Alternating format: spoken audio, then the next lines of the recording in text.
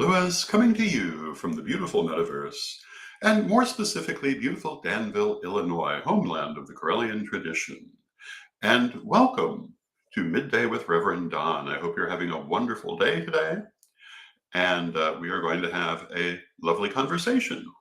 And as you know, if you follow Midday with Reverend Don, you can type your questions or comments into whatever platform you happen to be watching on. They will appear here in my chat room where we can talk directly. And this is one of my favorite parts of this broadcast. So today, we are going to be talking about Friday the 13th. But before we have that conversation, I have a couple of announcements. The first one is that next week, I will be doing a week of best of programs because I will not be here in my office to broadcast live. And I will have more information about what's going on with that here in the near future. And tomorrow, our program is going to be a ritual program. We're going to have a ritual for the new moon and solar eclipse, which is happening this Saturday. And I think that will be fun. It will be a ritual that you can do yourself on Saturday if you wish to do so, to take advantage of these very interesting energies. And tomorrow we'll talk a little bit more about that. Today we're going to talk about Friday the 13th. And, you know, for a lot of people, Friday the 13th is considered an unlucky date. But many people in the magical community think of it as being a very lucky date. And hello to Mary Cavalcante in the chat room. It's good to see you, Mary. Many of us regard it as being a lucky date and treat it that way. Hello to Renee in the chat room. It's good to see you. And hello to Magical Mermaid in the chat room. And hello to Janet in the chat room. Oh, it's good to see all of you. I personally have always tended to see Friday the 13th in that sense as a lucky date. But what makes it a significant date either way? And there's no real agreement on that. There are a number of different theories. Some of them are currently more popular than others, but that does not necessarily discount the others. And it's also worth noting that there may not be a single origin to the superstitions around this date. It may be a confluence of a number of things. So one of the things going on with Friday the 13th is the number 13 itself. A lot of people have a feeling that the number 13 itself is unlucky. And in fact, there are a number of people who have a phobia of the number 13, and that phobia is called tridescophobia. And people have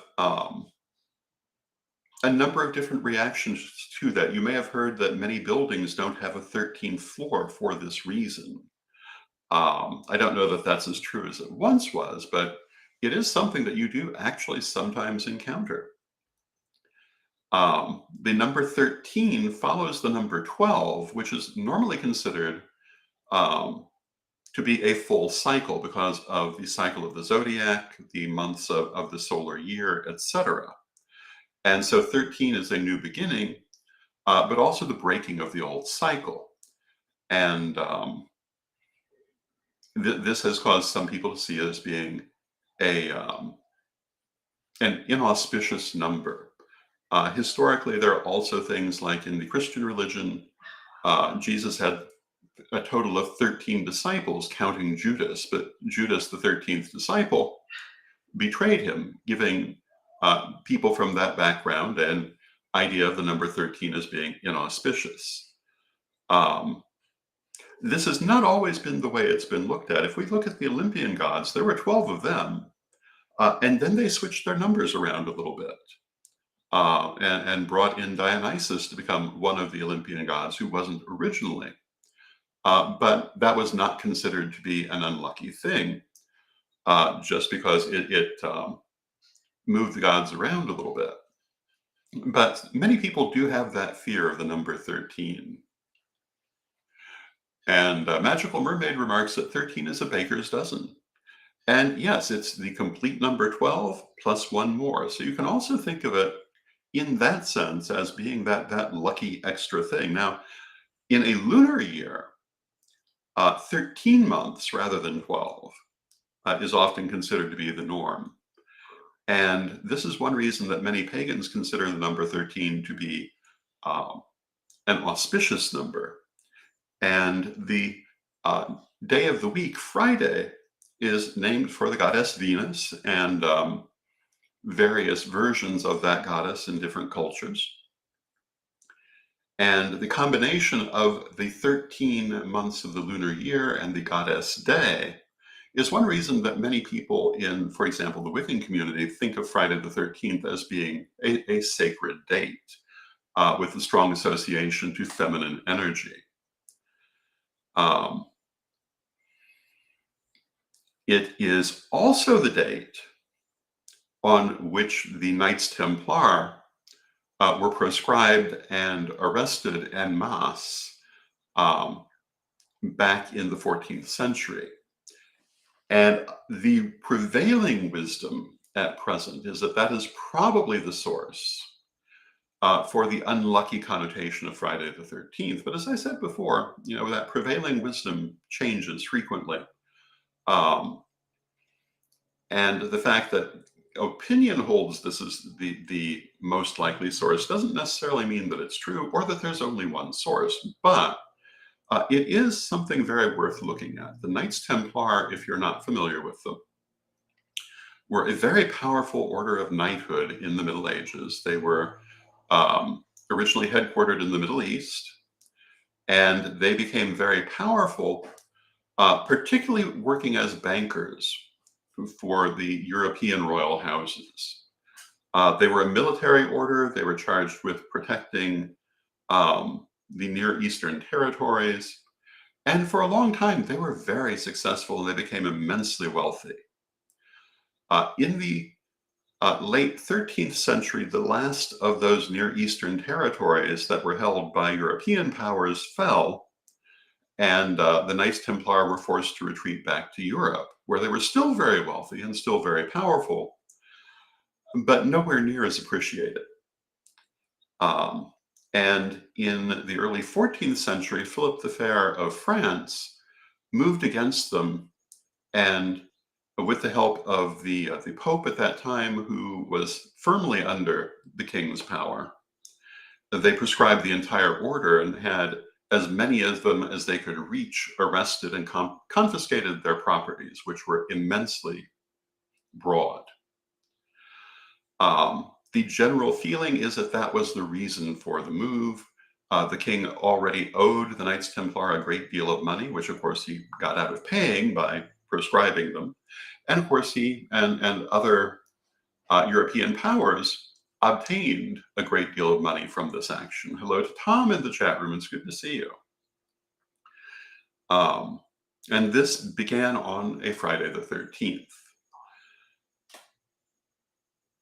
I don't know personally that number was so well remembered that I think it is the sole source of this particular um, group of beliefs around the date of Friday the 13th. I do believe that it probably is one of the causes, but I doubt that it's all of them.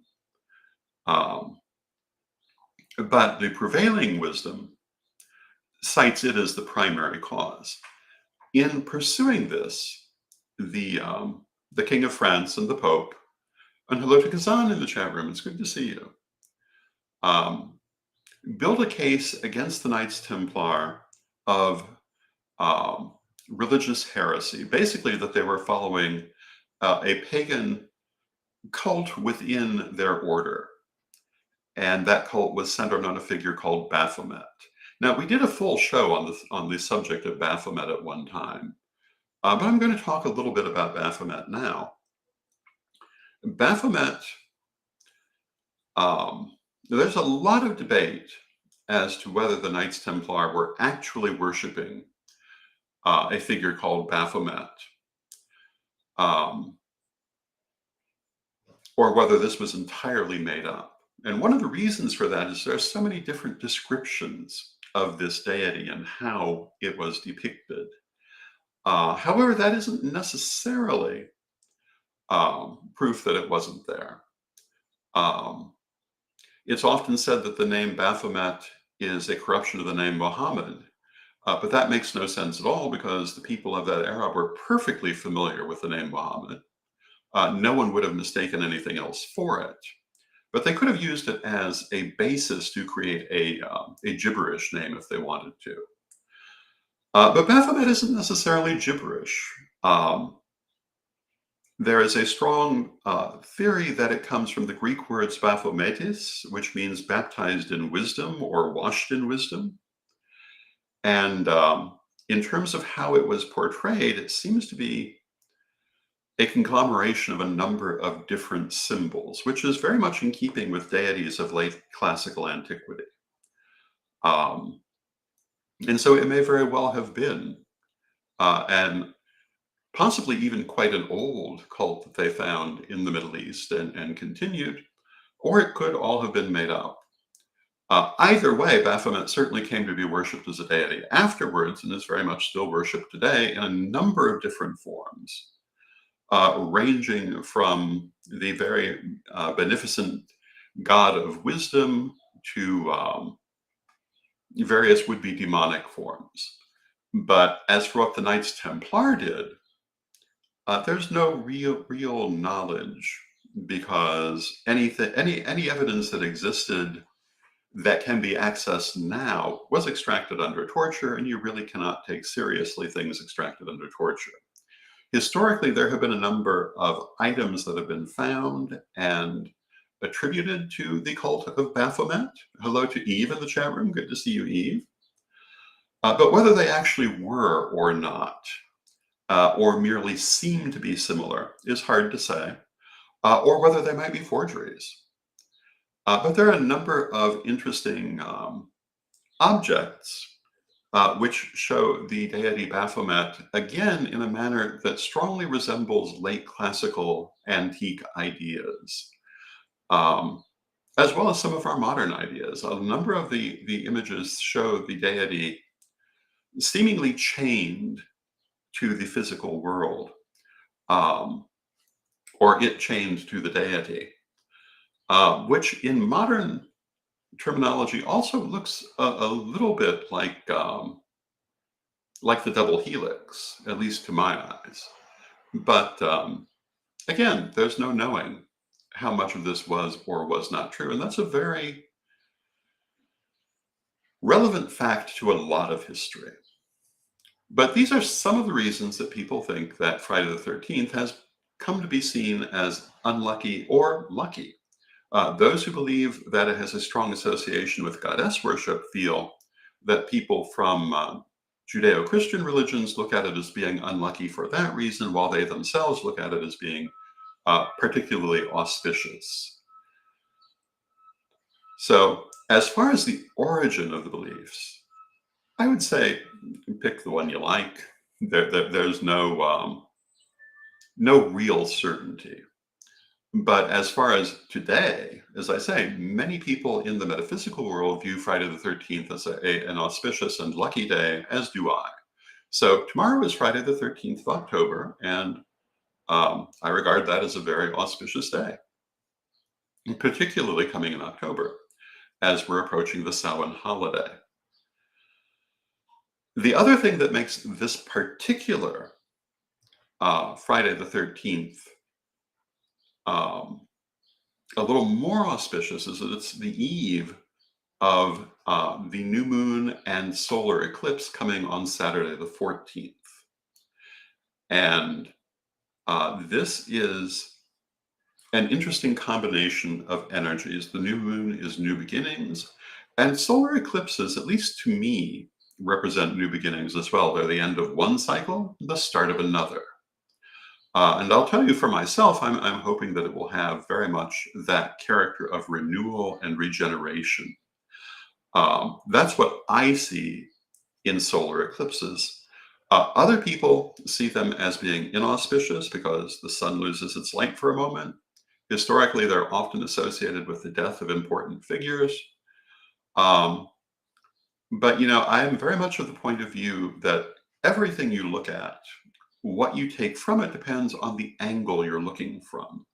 If you're looking at the solar eclipse in terms of the loss of the sun's light, well, then it's definitely inauspicious. But if you're looking at it in terms of the return and renewal of the sun's light, well, then I see it as an auspicious thing. And hello to Devika, who is coming to us from India. It's very good to see you, Devika. Welcome. Um, so tomorrow we're going to have a ritual to attune to these energies. We will be doing it here for ourselves tomorrow. And if you would like to use this during the actual eclipse period itself, I would strongly encourage it. And it will be a ritual of rejuvenation and renewal. I, this is my 60th year. It has been very interesting so far. They say that the 60th year is a new beginning, the completion of a cycle and beginning of a new one. In Asian astrology, it means that you've gone completely through all of the ramifications of the Asian zodiac. Um, and there are a number of different ways to look at it, but um, among other things, you are coming out of your second Saturn return, and it's definitely an interesting time. For me, it's been a time of total recalibration, um, and total renewal of my life. At times, it has seemed a little bit more like the ending of my life. But as you can see by my sitting here, that did not happen. I survived the various health issues I've been facing. There are certainly more that will have to be survived. Um, but everything is looking, to my eyes, fairly positive at this point. Um, but in terms of this particular occurrence, I really very much want to focus on that rejuvenation and renewal. And I hope that you will join me in that. And Magical Mermaid says rebirth. And exactly. Just as the sun is reborn after being extinguished, so may we all be reborn and go forward um, toward a good and strong future. And Tom says at 60, we're on the journey to becoming an elder. Well, yes, we are. Um, some of us are a little farther on that journey than others. Um, and, it's interesting growing older. And I guess the best way to look at it is an adventure to be enjoyed. And I've always believed life should get better as you go. And as we get older, we lose some of our physical capacities, which is something I've been dealing with. But ideally, this is made up for in the joy that we can find in life. And that is very much what I am hoping to focus on for the remaining years that I have. When I started this year, I had no idea where it was going to go. At the time of my retirement as chancellor, part of my idea was to really focus on being an artist, and I am looking forward to doing more of that. One of the things we're talking about, which I mentioned yesterday, is a graphic novel around the start of next year. And I'm quite excited about that project. I've got a lot of projects actually in the works. And I'm thinking that at least for the next few years, that's what I hope to be doing, writing more books, doing artwork, teaching. And hello to Christine in the chat room. It's good to see you, Christine. Um, I'm not expecting to travel as much as I've done in previous years. I'm finding travel much harder now than it previously was, although that doesn't mean that I won't travel. I just came back from Nashville Pagan Pride, and The general feeling after that adventure was that I really can no longer travel alone. Um, and I have to, for the most part, agree with that. Unless we're talking about smaller distances. Um, but some of the things that were once easier as I've gotten older have become harder. And, that's only to be expected. But I do have to say, I remember Lady Olivia. Olivia Robertson, the co-founder of the Fellowship of Isis. And she was still traveling alone in her 90s around the world. And I always thought that would be rather nice. I don't know that. I'm relatively certain I will not be in my 90s, but I am still hoping for some nice travel in the future. And Kazan says of seven archetypes, over 60 is the role of sorcerer. And yeah, that's kind of where I'm at. And I plan to do a lot more working publicly with the spirits and the dead. I've worked with that my entire life, but the Corellian Book of the Dead is only one of the things I'm planning for the future, dealing with that work in the spirit world. And we'll see what all comes from that. I have my Patreon that is running. I'm hoping to add some new features to that here presently. I will have to say I've totally failed with the Patreon newsletter. Um, but maybe I can pull that back together. But I'm also thinking I might substitute another feature for that. That might be a little easier to maintain. But other things in the Patreon have been going very well. And if you're not familiar with my Patreon, you can find out about it at revdonlewis.com. And for anyone who wants to support my work, that's an ideal way to support it. We have all sorts of things that we're working on. I am planning a Samhain ritual on October 28th here on Pagan World TV, which will be working with calling forth spirits and speaking with them. And these are some of the things that I'm looking at doing, and trying not to get too distracted with the messages in the chat room. But there are many interesting messages coming through. I love the fact that people react in real time as we go back and forth in this exchange. I've been doing video now as a producer since maybe 2004. And I had been working on it even before then, but on video, or on internet rather, a video producer. Oh, and Christine says, I'm 60 today. Congratulations, Christine. I'm not old, but older, and driving is harder for me. I can't see at night, so I understand that things do change with age. Yeah, it's true. And you'll often see me take my glasses off when I'm doing these things, and that's because they're not the great help they once were. And sometimes I almost feel like I see better without them. And this happened to my mother around this same age. She found that after wearing glasses her whole life, she started to no longer need them nearly as much. And that's interesting. Lady Bitterwind had trouble seeing at night as she came into her 60s.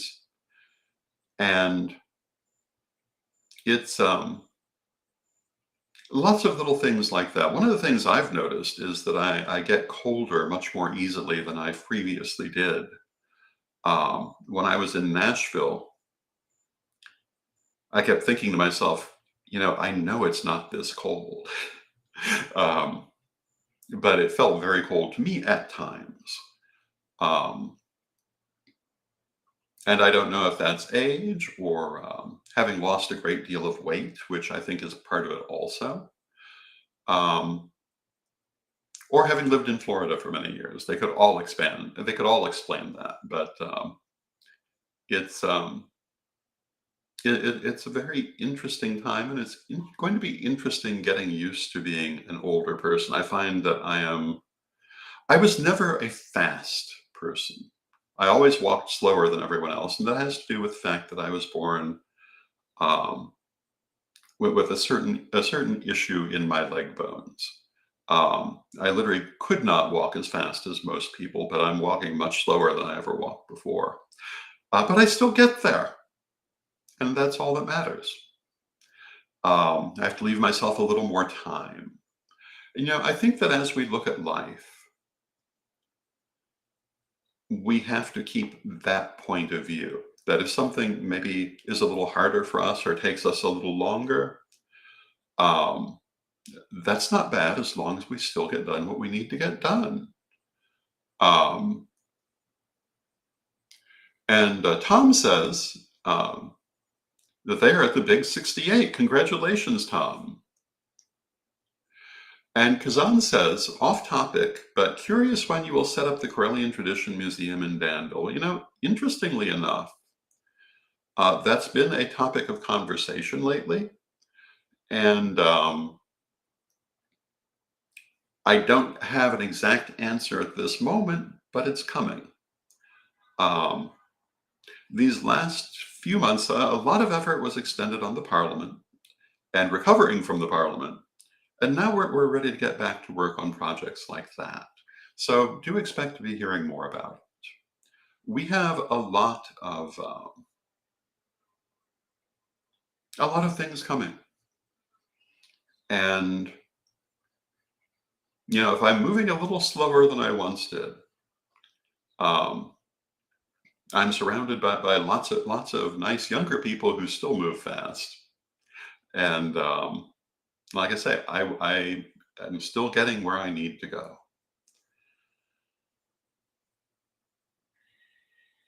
I will say that there are a lot of things that I find myself dealing with now that I'm getting older and dealing with certain health issues that would never have occurred to me.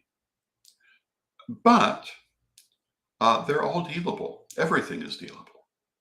And it's just a matter of finding your way. And I think that is true about everything in life. We always have to find our way. I've had many adventures in my life. One of the things I've been doing in the last week or so is really looking at my life and the many adventures and misadventures I have had. And overall, I feel pretty good about it. Um, there are certainly things that could have been done better, but if I could have done better, I would have. Um, I don't really believe in the idea that if I could go back and change things, I'd change them because then I wouldn't be who I am. But I'm also a believer in the idea of the multiverse and the idea that different portions of our soul do live out every variation of every choice that we get.